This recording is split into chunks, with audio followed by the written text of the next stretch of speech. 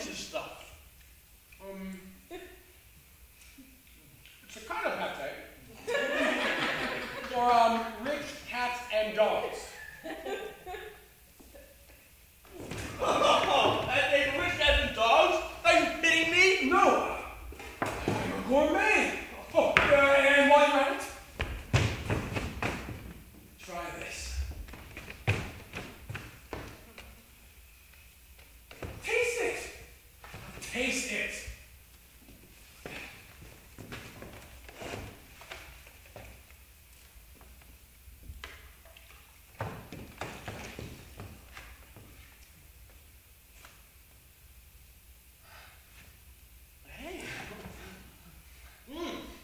This isn't bad. What's in it? Oh, it's one of my specials.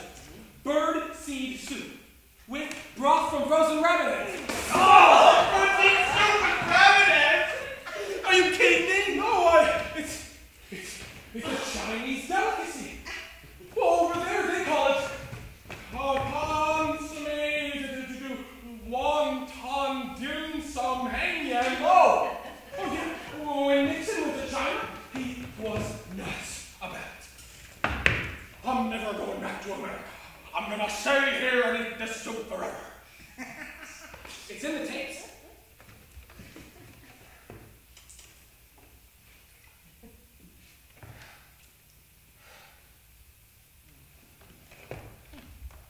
Birdseed's a little crunchy. Oh, that's because it's birdseed pilaf. It's gotta be al dente. Yes, the birdseed is always served al dente, and the rabbit heads are always medium rare. Did you just eat that olive? Yes. Shouldn't I have? Oh, no, you shouldn't have. They were your wife's olives, you boob. You'd even stoop in fetus. My wife's olives. Fetus. Oh, yeah. Don't you know that when a baby's born, the woman loses all her pickle juice? First, there's the slipping part. Well, we'll leave that out for you. Then there's the problem of the pill that has no effect. And that's because the Pope, he never stays put. He's always running all over the place. He doesn't even know what day it is anymore. Night, day. Well, now he's in Africa. Then he's in Brazil. Next up, India. Kisses the ground. A little dip in the papal pool filled with holy water. Some skiing. Always to steep slopes. Boom! Boom! Boom! And that's without ski poles. So his hands are free to bless people on the way down. Hey, hey, ho, ho. Hey, hey, ho, ho. Oh, Dominus Pacem! Dominus Pacem! Giovanni! What is this talk? The Pope? Olives? Fetus? Oh, yeah, you're the voice of reason, aren't you? The company should pay for our train fare and give us wages for our commute time. Well, next you're going to be saying they should pay our wives bonuses when they make love with us because sex regenerates us and makes us more productive. That's right. You said it. We need some relief from this life of shit. We are forced to live. Well, let's not get carried away. It's not exactly a life of shit, is it? We're better off than we used to be. We have a house. Maybe it's a little run down, but it's got what we need. Of course, some of us have to work over. So what if I've got a stove and a refrigerator? With the life that I'm forced to live, with a job that can be done by a trained monkey. Weld, hammer, drill. Weld, hammer, drill. Weld, hammer, drill. Weld, hammer, drill.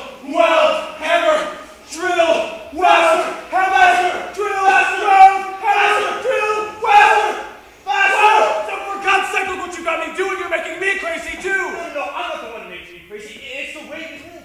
Everything's going down the drain. Toxic dumping, ethnic cleansing, all over the world. Earthquakes, hurricanes.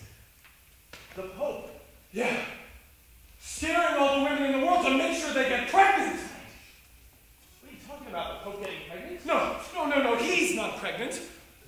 was talking about your wife.